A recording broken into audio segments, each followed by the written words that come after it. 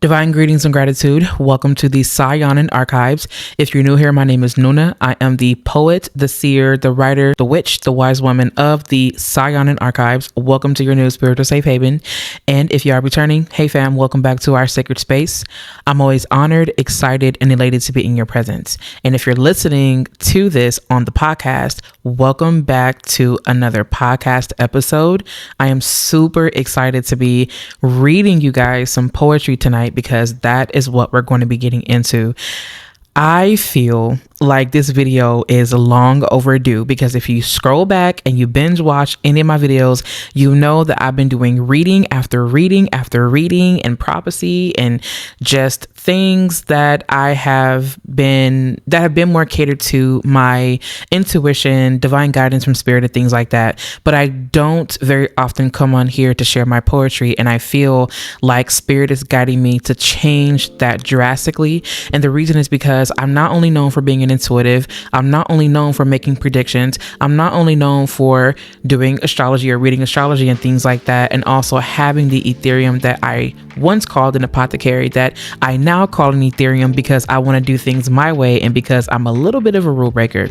I wanted to come on here to give you guys more of my flavor, more of my taste, and I really want to start sharing with you how I merge the arts of poetry and magic. Today we're just going to be doing, or tonight really, if you will, we're going to be doing just a bit of a talking head video. I'm going to get very chatty. I'm going to be talking a lot. I'm going to be reading, of course, off of my phone because I do not have the full poem memorized. And this is actually a spoken word piece that we're going to be getting into and whatnot. Also, by the way, I want to manifest this now. As you could tell, I'm already being chatty, of course, right? And that's why you're here. So anyway, I truly do want to have my own stage one day. I want to perform my poetry for you guys. And I think I actually may be doing that here on the YouTube channel. And the reason is because I want you to get used to hearing poetry from me. I have 2 books so far that I may or may not unpublish, and we'll see if I'm able to get a publisher or not in the future, but we'll see. Hey, I'm building community right now, and that's what I'm trying to do. I feel like I'm starting over in a world that's trying to find itself. And so now I'm just like, you know what? Forget it. We're just going to have to give y'all everything that we have. And I'm going to be doing things a lot differently here on the Saturn Archives YouTube channel. This is not my first rodeo, by the way. I want to let you know that I actually started off over at Magick of Eden because that's where it all started for me. My journey started back, not my spiritual journey, but my journey with the public actually started back, I want to say in like 2019, I think.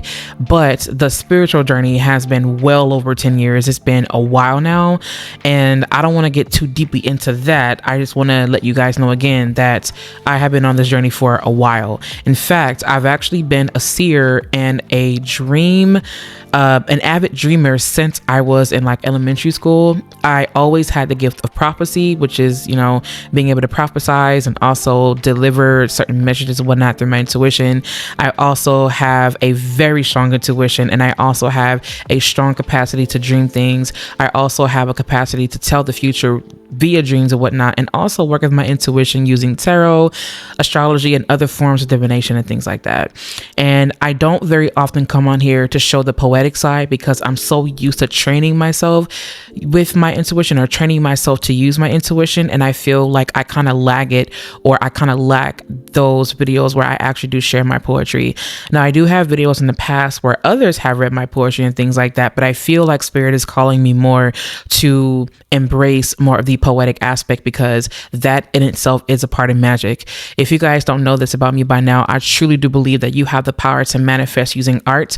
I do believe that you have the power to dream things into being, and I feel like you as an artist are so intuitive, you are so gifted, and you are so creative. How could you not weave your art into your intuitive endeavors? And I feel like art in itself, and not just poetry, but art in itself, is a way that we connect to the divine. It is a way that we surrender, and it's also a way for us to kind of play with and arouse our intuition, and also arouse our creativity as we divine and surrender to that divine feminine energy, and then use the masculine aspect to give it form and to give it shape. And I do think that utilizing art, or allowing yourself to immerse to be immersed in art allows you to go within the deeper layers of yourself. And that's what my poetry is all about. I am not one to do a lot of insta poetry. I'm not really into that. What I am into though is poetry that does really hit you. And I really do love that, at least for my spoken pieces. I feel like for the written pieces, I'm more so, I kind of like to keep things a little bit simple at times, but I'm still kind of playing around with it. But anyway, when it comes to performing, I do love to get those not only creative juices flowing, but I really like to blend everything and give a really deep ceremonial and transformative experience, right? Now, I'm not going to be performing tonight per se, but I am going to be, as stated, reading off some things to you. And I have my phone right there in front of me. So you're going to see me moving my arm. If you see my arm moving and I'm going like this, it's because, again, I don't have the poem memorized. I am working on that. And I also may or may not give you a story time in another video after this one, because I want to kind of share with you the journey, why I got into poetry, or maybe I'll just kind of share it now. Should I? Oh my goodness, I'm like complicating it. I'm not really sure what to do. Anyway, so basically I'm going to just allow my intuition to kind of flow through. So speaking from an intuitive sense, I feel like for me, poetry is a form of spirituality, and poetry is a way for me to explore the divine. Poetry is a way for me to explore myself. And I also feel like poetry for me has been a safe haven. It's been a home for me because I write a lot better than I speak. I feel like I'm not the best speaker. I feel like there are so many things that I can work on. I can improve my eye contact when I'm coming on camera. In person, I will look at you dead in your face and I will just be looking right into you, like as you're speaking to me, and like as I'm talking, I'll be looking directly at you. But for whatever reason on camera, I just can't seem to keep straight eye contact. So that's one thing that I do want to work on. And I also feel like I really do want to work on stage presence. I feel like when I'm actually performing, I've only performed like once. Here I am calling myself a performer, manifesting. So I've only performed maybe like once, I think, or maybe like a couple of times. And I'm learning that I really do have a gift for like stage presence, more than I give myself credit for. And it's so wild because I find myself being really awkward and just like, people, oh my God, there's people here. Am I supposed to do something? Like, what am I supposed to do?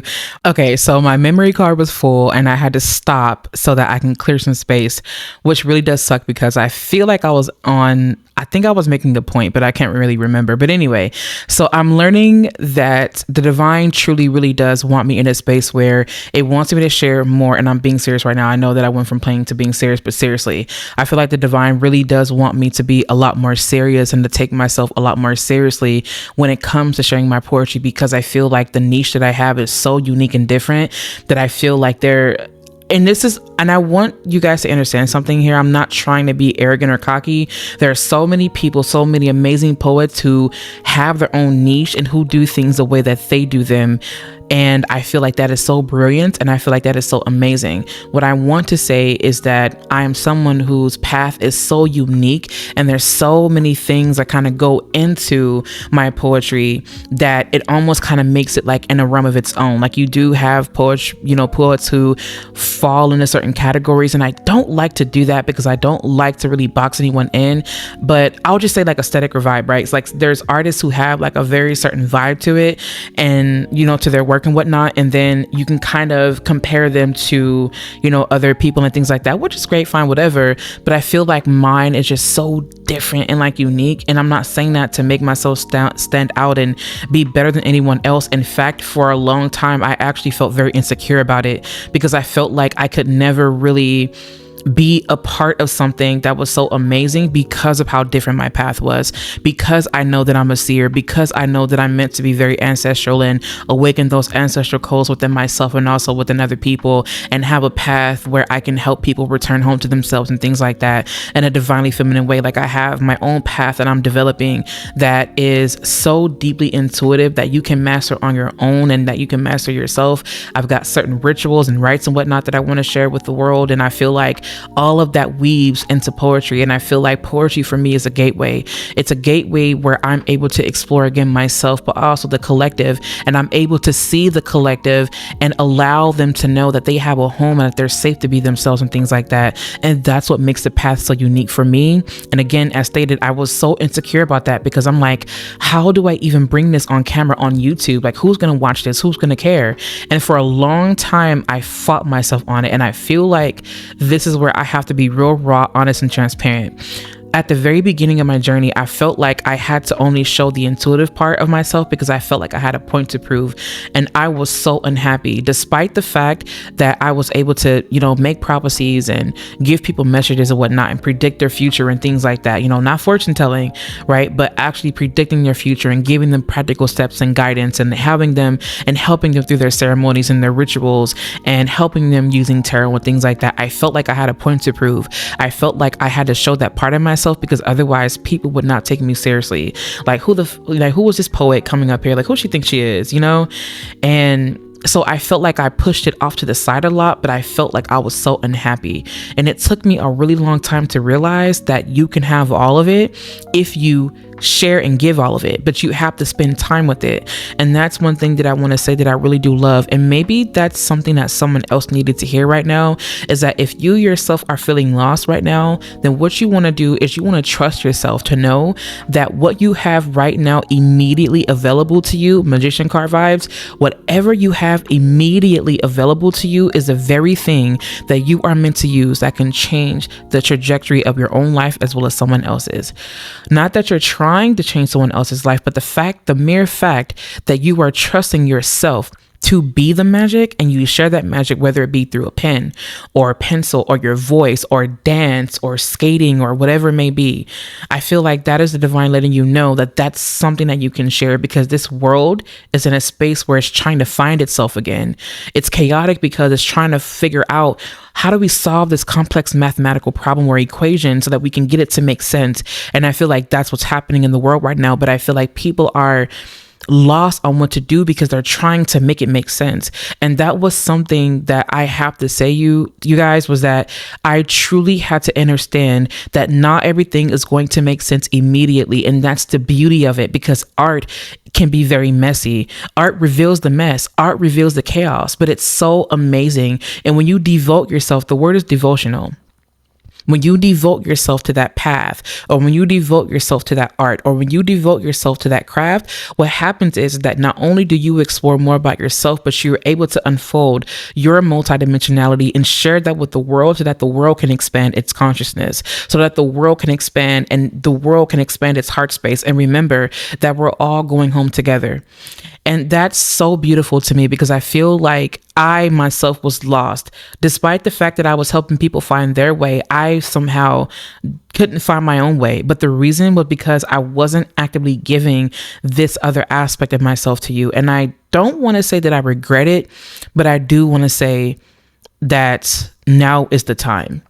And I am also going to be giving you guys more, astrology and things like that. But I'm going to be real with you. Please know that it's going to be a lot more poetry being given on this channel. And it's just a part of what we do here.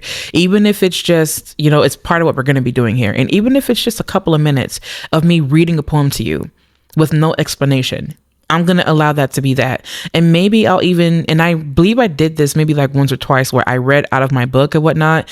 And then I did like a tarot reading, or I was doing a tarot reading and whatnot. And then a poem that I wrote came through.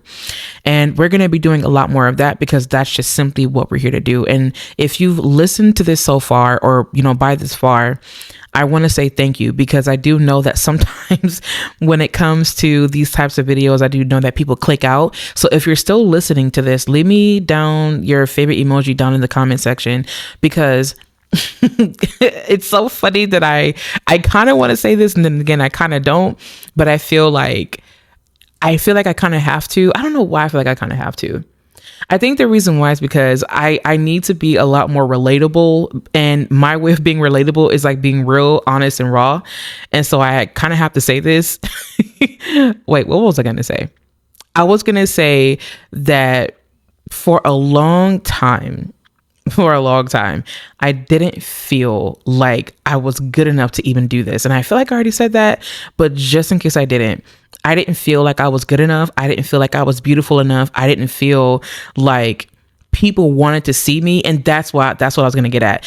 Can you believe that? Like, I used to believe that I didn't need to come on camera because people weren't going to stay long enough because they probably didn't like how I looked.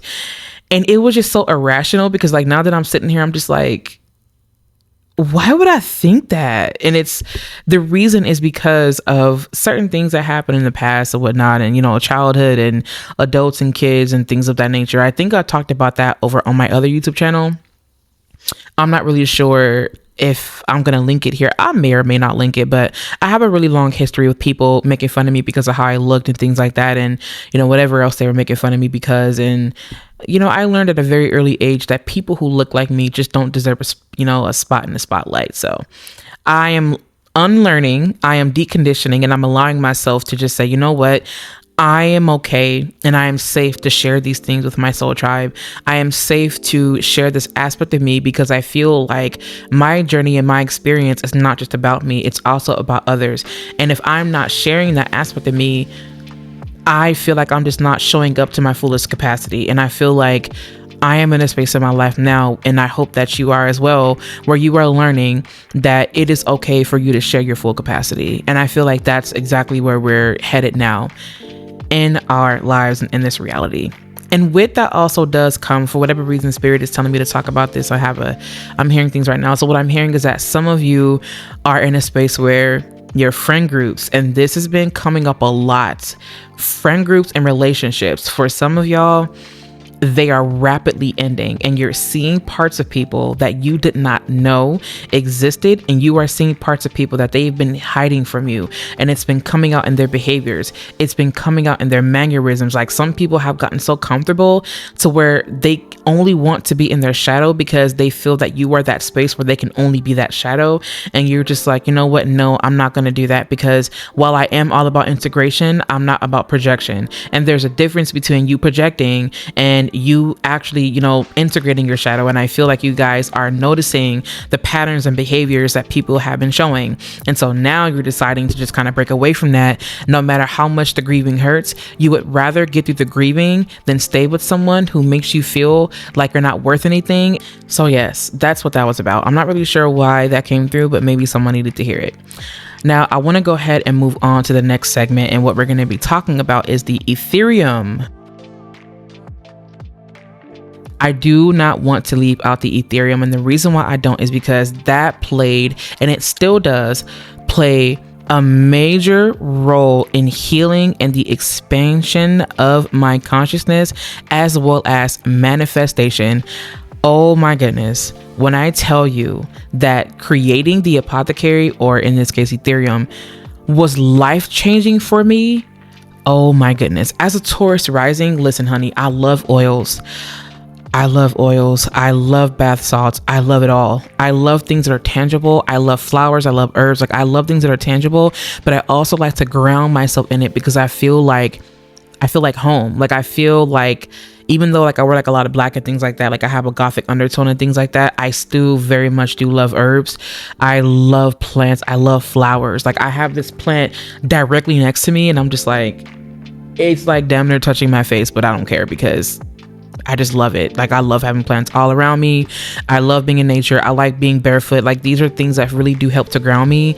And I feel like the reason why I do really love these things a lot is because of how much time I spend in the cosmos and how much time I spend in my head. Like, it's so beautiful to be surrounded by herbs and essences and perfumes and things that just ground you and bring you back down to earth, because I just have such a strong connection to the cosmos that, it's sometimes it gets, I get a little dizzy being up there, but being on earth and grounding and feeling the energy come up from the ground and from the grass and these plants, these living beings, like it feels so good. And I could not see me working my magic in any other way. So the Ethereum was something that I decided to give as a part of the process of manifestation and also healing and things like that. Because if you guys do not know this, I took myself deep into magic before I decided to, go into doing the S word and things like that. This was years ago. And I say that because I am no longer that way. And I do want to say that it's because I immersed myself in magic, where I was able to really dive deeper into my emotional body, my spiritual body, and I was able to channel that energy into a space that was healing for me. And even though at times I do find myself having to go back to it, of course, endlessly, I do feel like that was something that I really wanted to share with the world. But the reason was because I know that if it worked for me, it's got to work for someone else, right? It wasn't about capitalism. It was more so about the fact that I wanted to share that aspect with my soul tribe. So the Ethereum is absolutely not going to go anywhere. I actually worked a lot with herbs, a lot with essences, and I still do.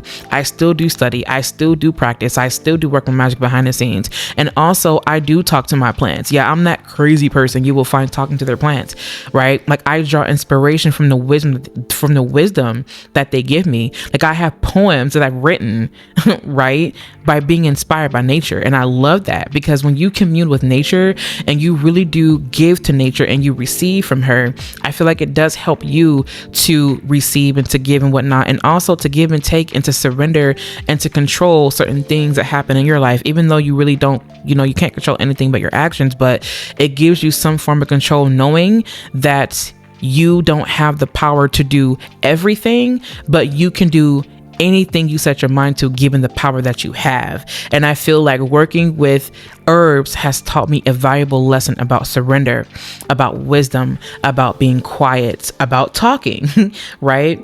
And I do feel that having a connection to herbs is something that I feel like my ancestors did. For those of you that don't know this, I have a very amazing green thumb. Like I've been given awards for having a green thumb at my old job, which I can't mention the name here. But I was given, like a little award from my job for having a green thumb. And I truly do know for a fact that my ancestors were farmers. I know for a fact that they were hunters and gatherers and whatnot. But I, being a woman who is a seer, because I'm connected to the black jaguar as the feminine black jaguar, as well as the snake, I know for a fact that I come from a lineage of seers. I come from a lineage of poets. I also do come from a lineage of women and people who worked with the earth, with the water, with the elements. The Ethereum is not going anywhere. I do like to draw inspiration from the Ethereum when I'm working my magic, when I'm sitting in a tub, or when I'm crafting an oil and whatnot. Some things will come to me and I'll have to write those ideas down, and then I'll form a poem from there, and it's so amazing. And other times I'm just sitting there writing a poem and whatnot, and something will come through to me and I'm like, oh, I can actually go ahead and give this to someone, or I can create an oil or a candle and things like that, or a duo that will help someone else, with this part of manifestation. So for me, it just makes sense to merge everything together. And if you're listening this far, thank you, because I know that I am rambling. But that's the point of a podcast, right? That's the point of a podcast. And that's also the point of having a YouTube channel, because you talk. You talk. But anyway, I wanted to read this poem to you. The currents in your eyes look all too familiar. I can see the depth you hide behind the brown that borders the grief that rivers to your throat. That laugh, I know, is a cover you use to cascade over the anger that lavas inside you. You hope it can comfort and conceal your desire to hold captive what once touched you in places this world would devour. The laugh that rumbles in your belly and emerges out of your tongue around friends and loved ones is a liar. A puncture point painted in gloss and glitter. You'd never burden another soul with what anchors you to the bottom of that sea I see in your flickers. It appears in your nightmares, doesn't it? The grief, does it voice its concerns through screaming and screeching as you struggle to baptize in a shower that spits boils on your skin? Does it slap the face of those who get too close for comfort, as if your heart is a bed ready for them to lay undressed in? I know what it's like to be touched and left grieving by caskets covered with notes and wishes, words spilling from the mouths of those with regret hooked in their hearts, hands pleading for second chances. I hold the torments you keep locked away in the chamber under your bed. They are nested in the scars of my womb. She remembers. She remembers feeling the choices her mother made to be iron and steel, yet still chooses to be open, naked, carved in the marks that counted the days daddy didn't make it. She remembers the dry choking of that phone, dying for daddy's calls. His presence was strong with the scent of ghost garments. Abandonment lingered and left stains of disappointment across floors that begged for his foot's touch, even if it meant stamping or stomping until it split wide enough to reveal the hell he left for his daughter to enter on the days he chose legacy over love. I know you remember. I see the way your spirit limps and bends in your body. There were moments you secretly craved for the heat of another heartbeat to dance against yours, to laugh and love without condition, without the human condition of pushing and shoving away healing that takes the shape of a smile from a stranger who waves at you on days you can just drag them with all the hate you've picked up along the way. I know you crave closeness and openness without the judgment that comes seeping through stares from those who forget that they too must wipe the gunk from their asses after the old passes. Sometimes you feel orphaned in an ocean too great to hold. You crave for it to soothe and wipe the memories from your blush, like mama tried but couldn't, like the lover you gave your soul to. I know what it's like to stack stones so high that your own voice can't climb its heights and search for you. We both have prayed for peace, only to shout and shoot in rejection, afraid that it would consume what's left of the scattered pieces spared from a void filled with sledges and hammers. Tell me, how was that working for you? To crave everything you give and still choose to reject it as if it must come packaged in plastic, incubating in a box with your name on it, as if it must arrive the same day and hour. We have loved and lost. But what we lost was never ours. What was ours was the experience. The love we gave was not ours. We are the love that gave ourselves willingly. So why do we choose to suffer for it when we can be it again and again and again and again? When it can lead us to our healing, when it can lead us home to ourselves. The ocean never asked for you to hold it. The sea is satisfied without your needing. They only ever mirrored your capacity to love. Thank you so much for listening to that poem. I know that I had to edit some of the parts out, but I didn't want to go back and redo the whole thing over and over and over again. So I just cut it out. But anyways, yes, I'm going to be doing a lot more poetry. I'm going to be practicing. I would love for you to be my audience and see me grow and see me do better with performing and to see me actually perform something for real, because that wasn't a performance. That was really just me reading. But I really want you guys to be a part of that growing process, because I feel like I really do want to create a space where we are obviously online. And I also, again, have a mission to create a space in person. Well, I said again, but I said that before in a former video, but I'm saying it again now. I really do want to create a space for us to dwell in person, for me to share my art, for me to share my poetry, for me to give you intuitive messages while I'm doing poetry performances. And I just really want to see how this works out.